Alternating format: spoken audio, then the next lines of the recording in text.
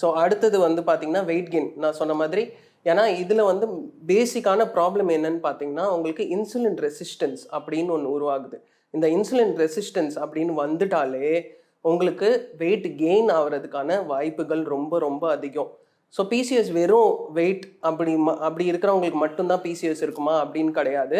So உங்களுக்கு நிறையா patient groups இருக்காங்க பிசிஎஸ்லேயே. உங்களுக்கு வந்து ஒல்லியாக இருக்கிறவங்கள வந்து லீன் பிசிஎஸ் பேஷண்ட்ஸ் அப்படின்னு சொல்லுவாங்க. ஸோ அதுக்கான காரணங்கள் வேறு. அடுத்தது சின்ன வயசுலேயே உங்களுக்கு பிசிஎஸ் வந்துருச்சுன்னா அதை வந்து அடோலசென்ட் பிசிஎஸ் அப்படின்னு சொல்லுவாங்க. அடுத்தது இப்போது வெயிட் கெயின் ஆகுது இல்லைங்களா, அது பேர் வந்து ஒபீஸ் பிசிஎஸ் அப்படின்னு சொல்லுவாங்க. ஸோ நிறைய பேஷண்ட் குரூப்ஸ் இருக்காங்க. இது வந்து நம்ம ஒரு பேஷண்ட் கேஸ் பேசிஸாக நம்ம வந்து இதை வந்து ஹேண்டில் பண்ணுறோம் இங்கே.